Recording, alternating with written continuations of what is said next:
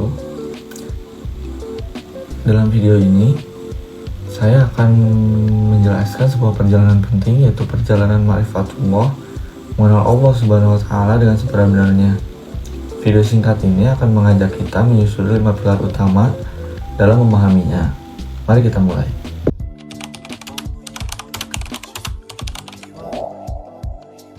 Pertama, mengapa ini sangat penting? Karena ma'rifatullah adalah fondasi iman. Tanpa mengenal Sang Pencipta, hidup akan terasa hampa dan tanpa arah. Ia bagaikan cahaya yang menerangi kita. Rasulullah SAW bersabda dalam wasiatnya, "Kutinggalkan untuk kamu 2 perkara, pusaka, kamu tidak akan tersesat selama-lamanya selama berpegang pada keduanya, yaitu kitabullah dan sunnah Rasulnya." Hadis riwayat Malik. Dari mengenalnya, lahirlah buah manis dalam kehidupan, seperti ketenangan hati, kehidupan yang berkah, dan tujuan hidup yang jelas hanya untuk Allah.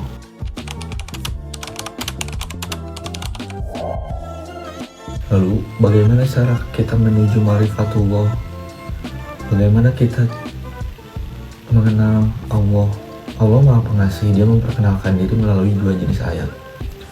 Pertama, ayat qauliyah, yaitu firman-Nya dalam Al-Quran, seperti dalam surah Al-An'am ayat 19.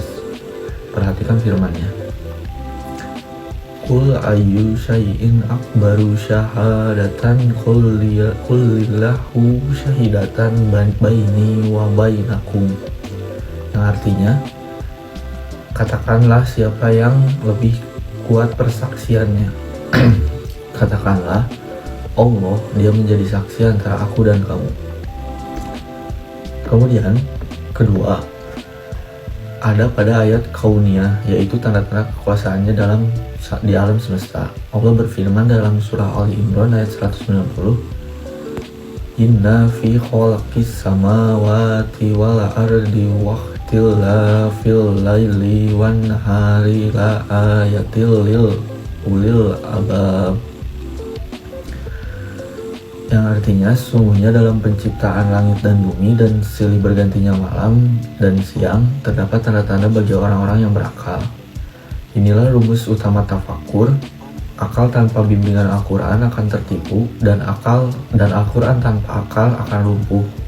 Dengan memadukan keduanya, iman kita akan menjadi kokoh.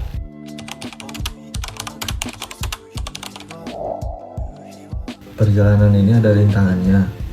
Ada penghalang yang harus kita waspadai. Pertama, penyakit syahwat seperti sombong, zalim, dan dusta. Semua ini mengotori hati. Allah berfirman tentang orang-orang fasik dalam surah Al-Hasyr ayat 19. "Wala takunu kallazina nasrullaha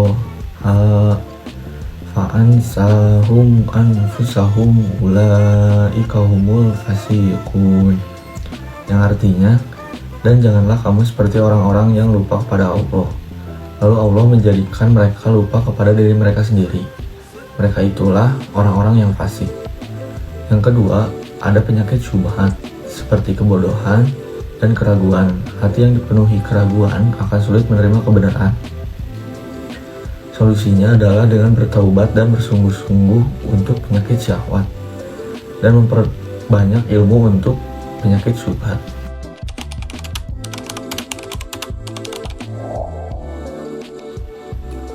Lalu, apa bukti bahwa Allah itu ada? Buktinya sangat banyak, ada di mana-mana. Yang pertama, ada pada dalil fitrah, sebagaimana dalam Quran surat Al-A'raf. Surat ini menjelaskan bahwa setiap bayi lahir dalam keadaan fitrah untuk mengakui Allah. Yang kedua, ada pada dalil akal. Alam yang teratur ini mustahil tercipta dengan sendirinya.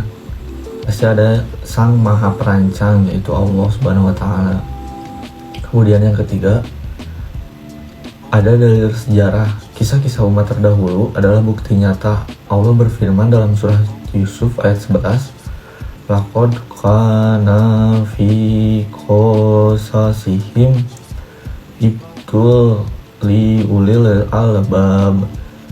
yang artinya sesungguhnya pada kisah-kisah mereka itu terdapat pengajaran bagi orang-orang yang mempunyai akal. Semua bukti ini mengantarkan kita pada satu kesimpulan yang agung.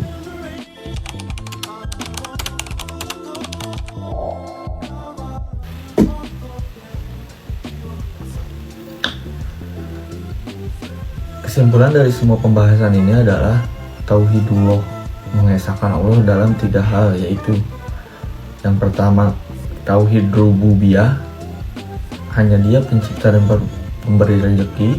Yang kedua tauhid mulkiyah, yaitu hanya Dia raja dan pembuat hukum. Yang ketiga tauhid uluhiyah, yaitu hanya Dia yang berhak disembah. Inilah makna sejati dari la ilaha illallah. Allah berfirman dalam surat Al-An'am ayat 162, Qul inna salati wa nusuki wa mahyaya wa mamati lillahi rabbil alamin. Yang artinya, katakanlah sesungguhnya sholatku, ibadahku, hidupku, dan matiku hanya untuk Allah, Tuhan semesta alam.